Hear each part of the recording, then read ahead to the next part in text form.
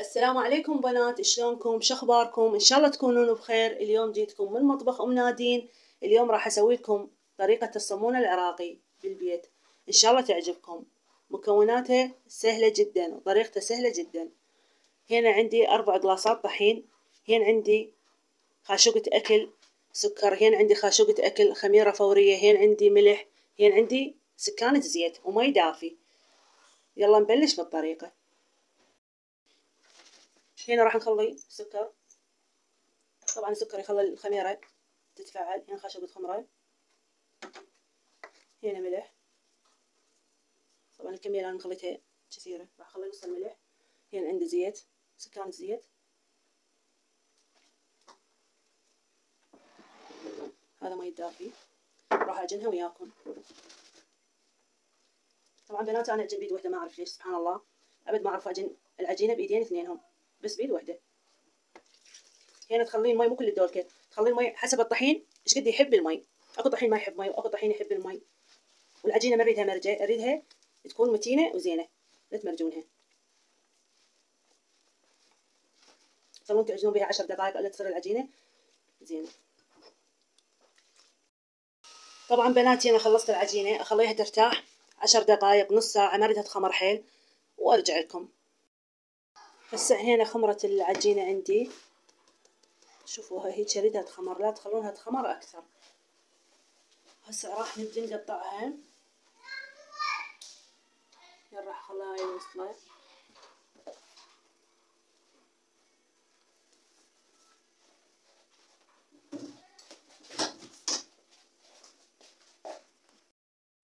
بنات اللي ما متوفر عندها وصل مطبخ خلت تخلي شوية طحين وتقطعين العجينة. هسه احنا راح نبلش من اول قطعة قطعناها، وتخلين وصل هيجي فوقها حتى ما تشوب العجينة. وراح اسوي الطريقة وياكم شلون نسويها. اول مرة تخلونها ترتاح، تقطعونها وتخلونها ترتاح، بعدين تضيفين بس اسم طحين هيك، لا تكثرين. نجيب اول قطعة قطعناها، شو نسوي لها؟ القطعة هيك نسوي لها هيك،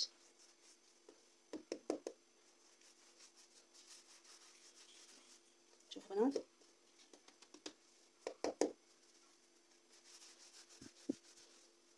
هيك اريدها.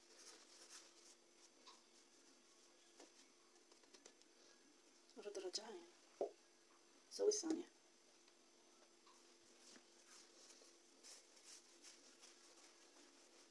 بهالطريقة هاي هيك اريد اصمونه، شوفوا.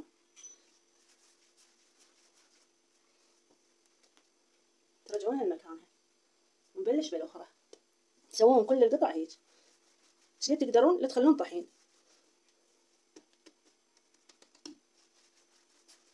شوفوا بهالشكل هذا. راح اسوي الكمية اللي عندي كلها هيك وارجع لكم. هنا خليتها ترتاح 10 دقائق. شوفوا شلون راح ابدي من اول صمونة سويتها، وشوية اخلي طحين بس اسم، لا تكثرون ابدا. راح اجيب هاي الصمونة صغيرونة وابدي هيك اسويها، لا تضغطون حيل، خلوها على راحة ايدكم. واللي عندها شيبك صغيرون يكون خاص للمعجنات عادي تقدر تسوي بيه، واللي ما عندها شيبك راح اسهل لها يعني الوضع. خلاص نفس هذا تجيبينه تسوينه هيك بس اسم، وتجيبينه هيك بهالطريقة هذه. لا تدوسين ايدك حيل، خليها تكون خفيفة فوق الصمونة.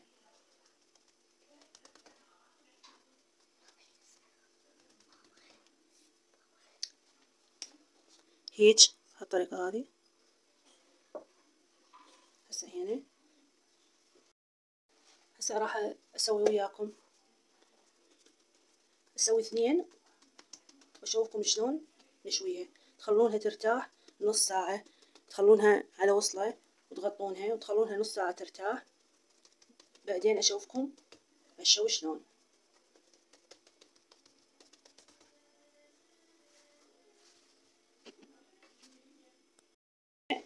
اخر مرحلة هنا غطيتهم بهالشكل هذا صاروا، خلونهم يرتاحن نص ساعة. وهنا عندي طحين واختياري زيت، يعني خليت شوية تدهنين بها الصمونة.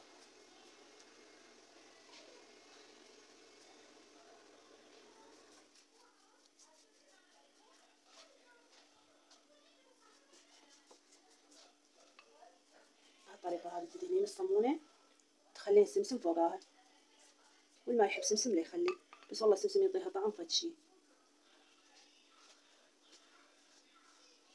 انت دهنين الصمونة دهنيها هيك على كيفك تقدرين، ارخي ايدك حتى الهواء اللي بقلب الصمونة ما يروح، حتى تنفش هنا وتصير طيبة.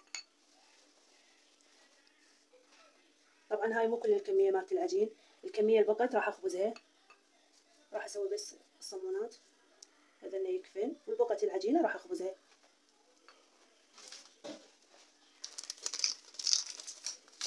راح اخلي سمسم خليه هيك فوقها.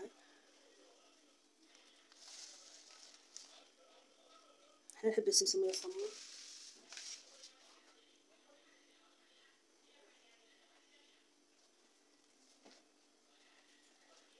وتخلون التنور يحرك ونخبزها. هسه اشوفكم الطريقة. هنا بنات راح اخلص صمون، التنور الكهربائي تخلونه يحمى. هاي اول صمونة خليها،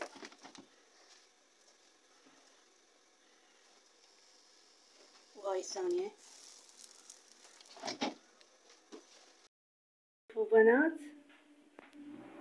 ما شاء الله تبارك الله. هسه بناتي خلصنا الصمون ما شاء الله تبارك الله، يتجنن. طريقته حيل سهلة وسريعة وخفيفة، اتمنى تجربونها وشوفوا داخل الصمونة شلون يجنن، ما معجن، والصمونة مقسبة وتخبل وتجنن. واتمنى تنطون اللايك والاشتراك، واشكركم على تعليقاتكم الحلوة، وكتبونا من تعليقاتكم الحلوة شنو رايكم بالصمون، واتمنى تجربونه. انطونا لايك. باي باي.